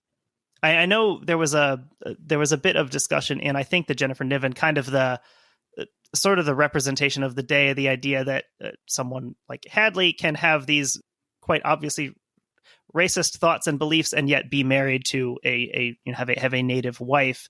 And unfortunately that's not uncommon in a lot of the things you read from the day. That doesn't necessarily mean that someone has this progressive worldview. What if I told you it still happens today? Yeah. Crazy. Hakluyt is interesting. He's on board purely as a civilian passenger, with Stefansson agreeing to take him to Herschel Island, from which point he could continue east to his destination in Banksland. So bizarre, I think, to be in a situation like this where you're going deep into the far north, and someone's like, "Oh yeah, I need to go that way too," and that's such a unique situation to be in. Stefansson did, however, hope to get something out of his presence on board, though. From Stefansson, this is as it's quoted in Empire of Ice and Stone. There were many reasons why I wanted him. For one thing, all my men were new in the Arctic except Bartlett, and I felt the need of at least one man I could talk over local conditions with. His experience was of all sorts, both onboard ships and with Eskimos in their skin boats. So in the early morning hours of August 8th, the order was given to weigh anchor and continue the journey eastwards, so towards Herschel Island, despite these less than ideal ice conditions. After some time navigating in relatively open water, the Karluk ran aground about 10 miles short of the mouth of the Colville River. This is about 150 miles southeast of Point Barrow. The date is August 10th, and the Karluk is stuck in about 17 feet of water. Bartlett works to free her, and he nearly gets this done, although by the time he really gets her free of the mud, the ice has become too densely packed around her to move. And I think one thing that, anyone who's had a job really has probably bonded with coworkers over hating your boss. And I think Arctic exploration is no different. In the Ice Master, Jennifer Niven details one example of this, as Bartlett is in, quote, the barrel. This is like the crow's nest, basically, right? It is, yeah. It's the crow's nest where you can climb up and kind of look out. They're waiting. He's the Ice Master. He's looking for a break in the ice. He's looking to see where they can take the ship. And Bjarne Mayman is up there with him. Again, he's the 22-year-old assistant topographer. It was rare for Bartlett to confide his frustrations or feelings in anyone. But as he cursed a blue streak, damning the broken down ship that carried them, and the leader who had purchased her and gotten them into this mess, Mayman was there to hear it, and he had to agree with him. Stefansson, for all of his past glory and honors, was a rotten leader, from what he could see, and one need look no further than his choice of vessel for proof. The Karluk was an old, weak ship. She should never have been made to do the work she was doing. So yeah, sometimes we do have ship stories where from the very beginning, it's like, well, this is not going to go well. And then it doesn't. Shipwrecks aren't always a surprise. And yeah, we sort of have some of those elements here. Kind of like Jess mentioned earlier with them getting the ship. It's like, this is the ship you've got, and you're kind of stuck there now. So you got to do what you can with this. This is kind of the first example of there being quite a bit of tension between Bartlett and Stefansson. You're going to see a lot more of that as time goes on, but those two really did not care for each other, and so it's very interesting to see that relationship, that hatred start to bloom here. And this is like such a common way you see that, like where we talk in any other things where we've talked about, like mutiny, for example, where you start with the sort of just like just kind of talking out in the open in general about your grievances and kind of see who kind of will agree with that and latch on before the tensions start to build further. One of the unique things I think with a lot of these polar stories is because they spend so much time locked in the ice, there's a lot of time sitting around having to fill that time.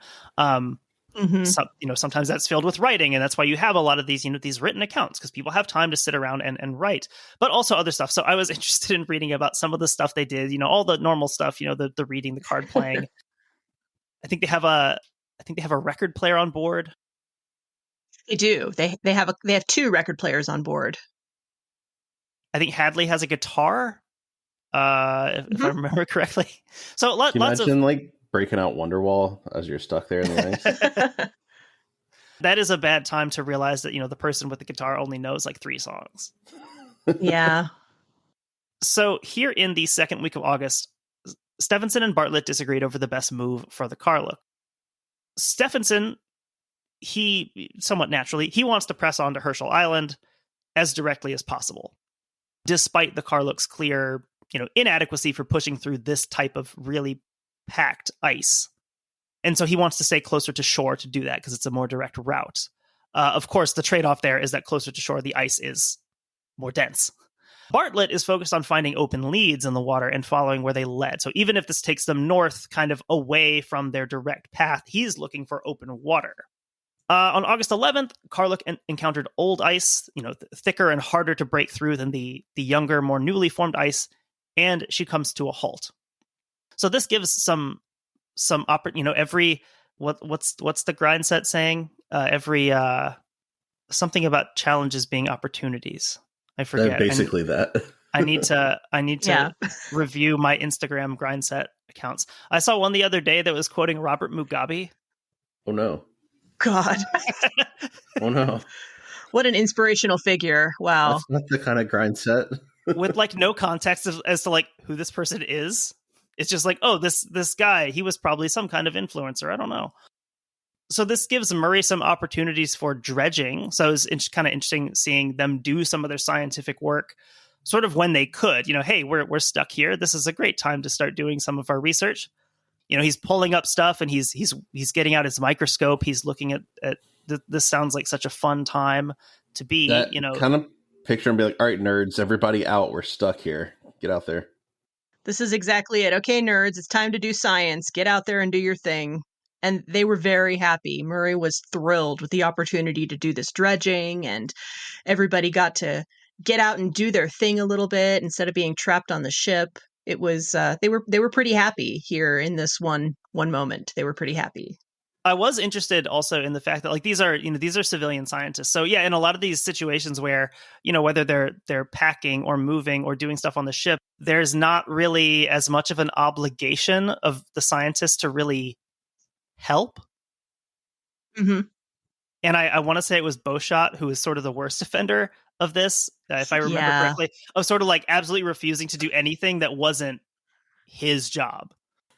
Yeah, that man simply loved to sleep. He would sleep at any possible opportunity instead of helping the crew.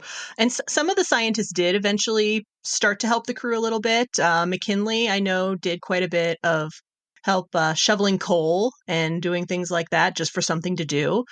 But we actually have Bjarne Mayman's diary and also William Laird McKinley's diary. And in Mayman's diary, he writes about how lazy he thinks the other scientists are for not refusing to help with anything. They're so lazy, and it's very, very funny to hear him critiquing all of the other scientists for just laying around and being worthless whenever they could be helping. Mayman was kind of a grind set guy too. And like to an extent, like if I was one of the scientists, I could probably justify it by saying, well, like I don't know what I'm doing. I'd probably just be in their way if I'm helping the ship people out. Other things that we have opportunities for now, if you're stuck on the ice, you can get outside a bit. You can stretch your legs. We have Mayman, our champion skier, so he's showing some of the others how to ski, which is going to be a useful good skill to have. Gives you a chance to play to play a game or two of football or soccer. Mayman, poor Mayman, he hurts his knee, a pre-existing injury, if I remember correctly. He aggravates this knee injury that he has, and that's going to come back later. Also, kind of as just a nagging problem on him. Mm-hmm. So it's the middle of August, kind of like it is right now. Here in Menasha, Wisconsin, it is 69 degrees. That doesn't sound right. Not as hot as I thought it was. But it's the middle of August this far north. Winter's already coming. Winter is beginning to set in. And this prompts Mayman to write in his diary. It is distressing to think that the winter has already come. And here we are, unable to go either back or forth, in the poorest part of the Arctic regions. I am beginning to get restless, and only long to go further north and then home. But the chances are small, yes, infinitely small. Another thing about Mayman is he's a little bit emo. His diary is very. he's kind of a sad boy. He's There was one passage that absolutely cracked me up. He talked about how his little brother was turning, I think, 13, and well, his life is inching closer to the end. He's almost an adult now, and it's all downhill from here, or something to that effect. And it's very funny just how my man would have loved like Dashboard Confessional. It's awesome. Oh, absolutely. He would be an absolute emo kid. Just looking at the most negative opportunity or the most negative spin on any possible situation and writing it in his diary, and being a little bitchy sometimes too, a little mean about some of his fellow passengers, but his diary is very interesting reading. I do think it's interesting in that little quote, because he's saying, oh, it's distressing to think about this, and we're stuck and it's miserable. But he also says, I only long to go further north and then home. He doesn't say I want to go home. He says I want to go north first and then go home. I'm assuming is further north saying I want to get to open water and out of the ice, essentially, to get away from the shore. He wants to get to his goal. He wants to get on the road, basically.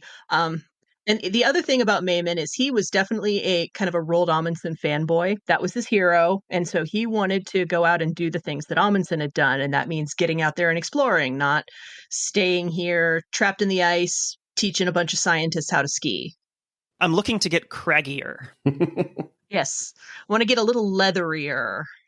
So on the 22nd, Stefansson called a meeting of the scientific staff who were meant to be with the expedition's southern party, with the intention of sending them ashore to conduct their studies.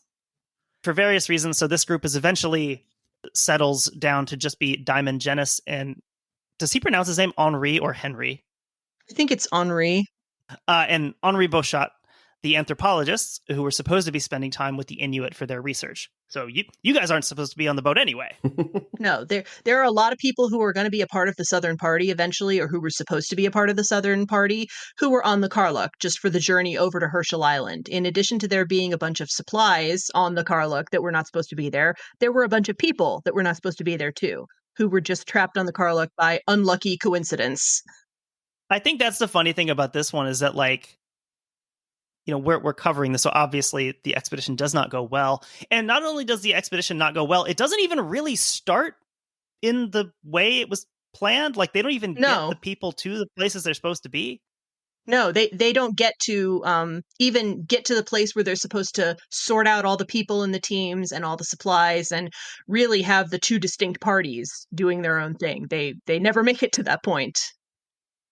To do this, they would travel across the ice in search of the Mary Sachs and the Alaska, possibly all the way to Herschel Island for the link-up if necessary. So as I was reading this, I kept forgetting, okay, there's two other ships that they're technically on this expedition with. I totally forgot that those even existed. And so, they're trying to link up with the other parts of the expedition.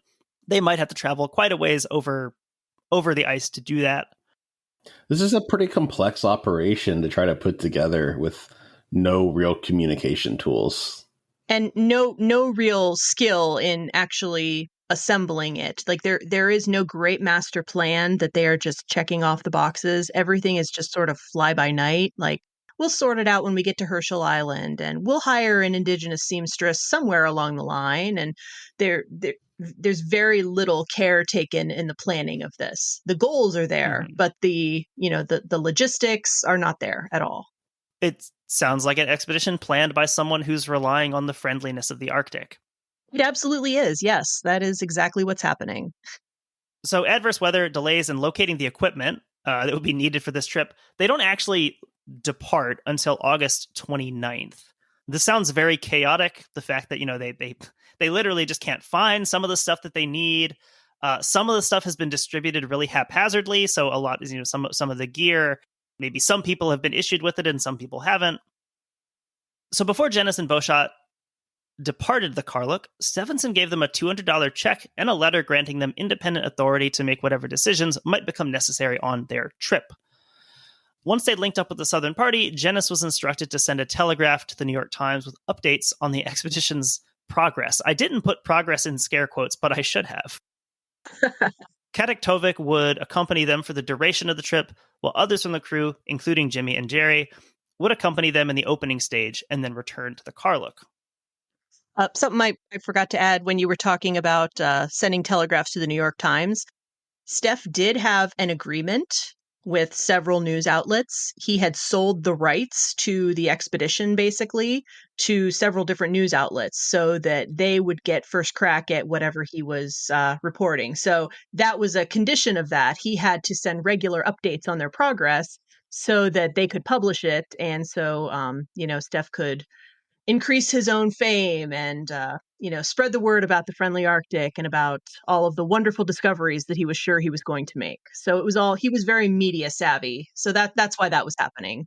This is something that I've actually read about in like other areas around the same time.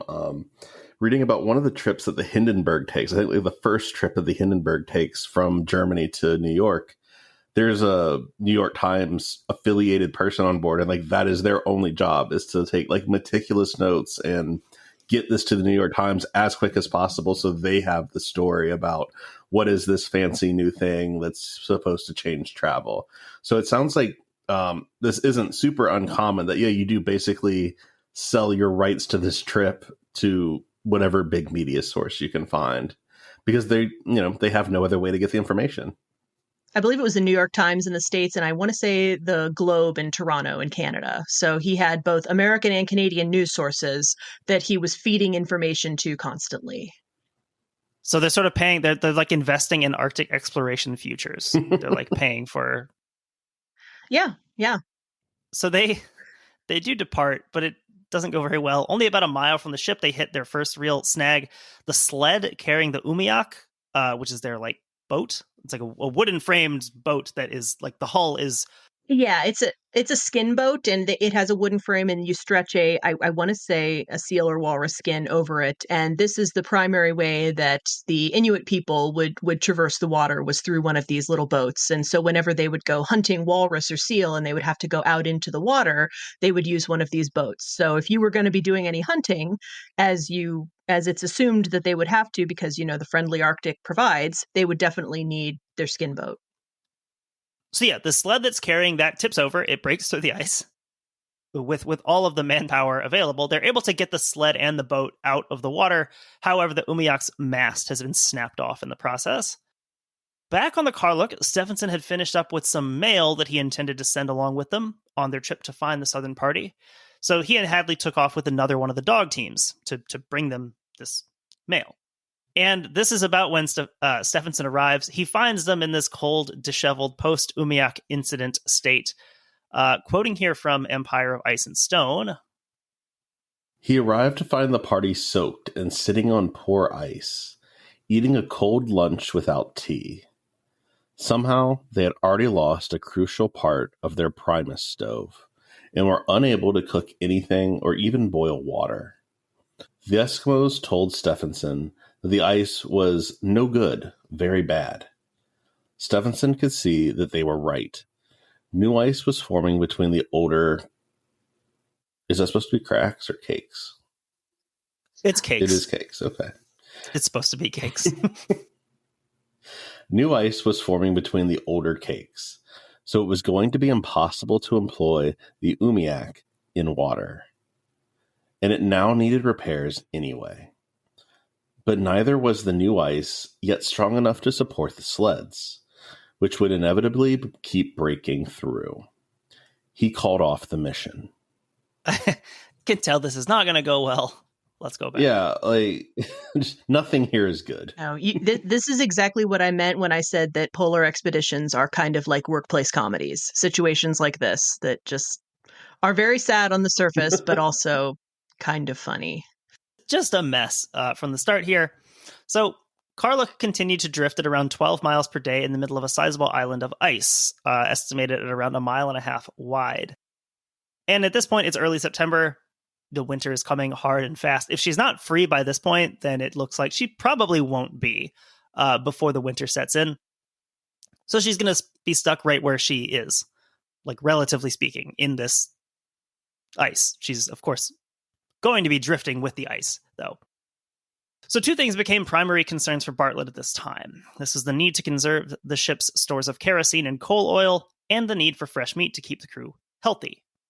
I know kind of in the history of maritime travel, knowledge of scurvy has sort of like waxed and waned. Like we've sort of learned stuff about it, and then that has sort of fallen out of practice. What do they know about scurvy and why it happens at this point? I don't think they know the exact mechanism of scurvy yet. And I could be wrong. Somebody, will have to double check me on that. But I don't think they know about vitamin C yet. But they do know that that there are certain foods and certain things that they can do to prevent scurvy. And they know that indigenous people who live in the far north and who very rarely get access to any kind of plants or any vegetables or anything like that, and yet they don't get scurvy, but they also eat a diet of mostly raw, fresh meat, raw or minimally cooked meat, and fat. That makes up the bulk of the indigenous diet in the far north. And so they know that these people aren't getting scurvy, so there must be something in the diet that they eat that will prevent us from getting scurvy too. So they know about fresh meat. They know just from the British Navy and whatnot about lemon and lime juice, but they don't know that it degrades after a certain point of time too, so it's no longer useful. So they do know some things about how to prevent scurvy. They know what it is, they know how to identify it, and they know basically what they need to do to prevent it, but not in any great detail, I believe. Not relying on, obviously there's no hidden Inuit lemon groves that they're going to wander into. But they're eating something that stops scurvy. Bartlett, he orders the rationing of oil, and he places restrictions on the lighting of lamps and stoves. He also encourages as many men as possible to learn about hunting from the Inuit, and to join them in pursuing game. Ideally, seals. One thing I'm just thinking about with like the lamps is psychologically like what a toll that takes of it's getting darker and darker by the day, longer and longer. And like now you're not able to light lamps. Like you are just existing in a cold, hungry darkness day after day. And it's just getting worse. This is really hard on your psyche. And we'll see there are documented cases of what they'd call polar madness, of people kind of losing their minds in the Arctic when it's cold and dark and they don't have light and they don't have enough food, and it's not a good situation to be in. There's a certain quality that reminds me of being like a U-boat person, like someone on a U-boat or a submarine, of just isolation and cold and darkness. I mean, at least they're able to eat consistently, so they have that going for them. But this is just psychologically got to be such a tough situation to be in. There's a reason that Julian Sanct's book is called Madhouse at the End of the Earth. Right. Mm-hmm. Yeah. So he encourages the men to learn as much as possible about hunting from the Inuit and to join them in pursuing that game. Ideally seals, given the multiple ways that the meat, blubber, and hide could be used. Very, very versatile game animal. On September 17th, Stefansson sent out Dr. Mackay and Diamond Janice to scout for land to the south, and it went about as well as the last time Janice left the boat. Quoting here from Empire of Ice and Stone. Maimon watched the two men from the ship, noting that they were moving in the wrong direction toward the northwest. He strapped on a pair of skis and strode out after them, and turning them due south. Maimon led them along some 8 miles, keeping a few large icebergs in view for bearing, but they saw no land and returned to the ship. I just thought this was a very funny scene of like sending them out and then just immediately going the wrong way. Yeah. It's kind of a metaphor, you know? At what point, do you finally decide it's like, yeah, they're not gonna figure out that they're going the wrong way? Yeah, I picture him finally being like, God damn it, I gotta put these skis on. And these two, Janice and Mackay, did pretty well with their skiing lessons. They were pretty good, but it was still a new thing, and they were still adapting to it. You get some real comedy with some of the other guys attempting to learn to ski, especially Captain Bartlett. There were a couple of really great stories in McKinley's diary about Captain Bob attempting to learn to ski and just having a lot of problems with it. So on the evening of, I think this was the 19th. I was trying to, I couldn't quite construct it, but I think based on the writing, I think this is the evening of the 19th. Stefansson calls a meeting with Bartlett, Maimon, Malak, and McKinley, and he's got a proposition. With the need for fresh meat growing apparently dire, he wants to lead a caribou hunt. Stefansson would have to go himself, as the only person in the group that knew how to hunt caribou. However, he had previously made mention of the fact that there were no caribou in this area of the Alaskan coast. That would be a problem. This is not to mention the large amounts of seal meat being brought in by the hunters daily and the ease of preserving the meat, given that they are literally in God's icebox. They're up in the Arctic. Preserving this is not really going to be a problem. So, they have a fair amount of meat that they're building up here. But he says they need more. He says they need caribou meat. And I just found it interesting because he says, I'm the only one who knows how to hunt caribou. Later, this is something that I found he had written later in the Geographical Review. So this is several years later. This is in an article titled, what is that article called? This is in an article called Living Off the Country as a Method of Arctic Exploration. He was writing this in 1919. And Taylor, could you read this quote about how hard it is to hunt caribou? Absolutely. The hunting of caribou is simpler than that of seals. They are not hard to find, for with our good binoculars, we can see them at distances of 5 to 10 miles. They are not hard to hit, for they are bigger than seals, and our rifles have a trajectory practically flat, up to 300 yards. I have accordingly long since ceased considering that, where game is scarce, there is any appreciable chance of failure in getting whatever caribou may be in a given section, or at least 75% of them. All right, so sure. There are still people who are better at hunting caribou, I'm sure, but he doesn't exactly make it sound like something you need specific skills for there. No, he makes it sound pretty simple. Definitely less skill required than to hunt a seal or a walrus.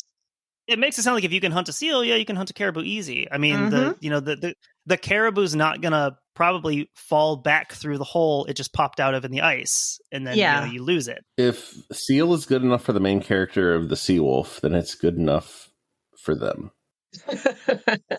So along with him, he's taking a few other. So he's obviously not going alone. The hunters, Jimmy and Jerry. Maybe he can teach them how to hunt caribou. I'm sure they have no idea. This is brand new information. Yeah, wouldn't they have hunted a caribou at some point in their life? And he's going to teach them a few things about hunting. The photographer, George Wilkins, anthropologist Diamond Janice, and his secretary, Bert McConnell. I don't know why he's going. Maybe Bert grew up shooting deer or something. Not only did he take these guys, he also took the best of the sledding dogs with him, right? For this short short little hunt. That was one aspect that I had sort of like neglected to include in this intro part, is the fact that, yes, obviously they're using sled dogs, so that is a whole other sort of logistical factor to keep in mind here. I think in the next part, we'll probably get more into some of the logistics of dog sled teams and how that has to work. Mm-hmm. But yeah, like that's a problem also, like taking these people, but also, yeah, taking the best of the sled dogs. Stefansson guessed that he had been gone for around 10 days, quote, if no accident happened. That's ominous. So I think for part one, we will wrap up here with a quote here from the Ice Master. Once Stefansson and his party disappeared over the snow and ice into the vast white landscape, the 22 men, 1 woman, and 2 children who had been left behind were helpless to do anything but wait for their return.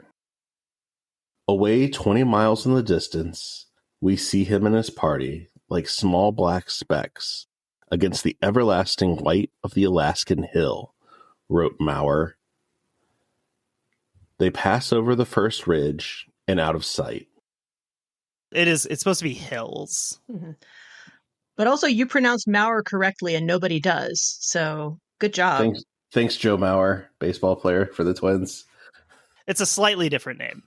There's an R here. It's how I was going to go. It's what I knew.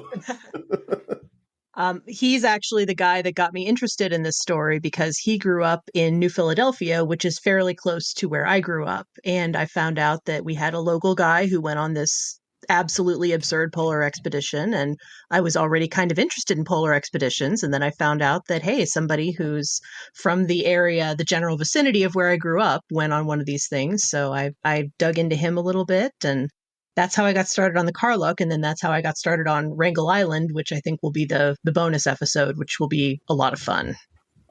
Interesting. Did I leave Maurer out of the list earlier? Did we not? You didn't talk about any of the ship's crew, really. You went through all the scientists. Right. So I kind of figured that maybe in the next episode we'd go through the crew. I figured that was what you were thinking. Yeah, that's exactly what I was thinking. Because it's so many people to introduce at once, and the scientists kind of have the first part of the story. So, all right, Taylor, can you just say against the everlasting white of the Alaskan hills? Mm-hmm. Away 20 miles in the distance, we see him and his party like small black specks against the everlasting white of the Alaskan hills. So with that, we will wrap up part one of who knows really how many parts. Usually when I say a number in the first part of a series, we end up adding one more to it. There will be more to come, of course, with the story of the Karluk. So we'll wrap things there. We just want to say thank you to Jess for joining us here. Thank you for having me. Kind of a new topic for us here.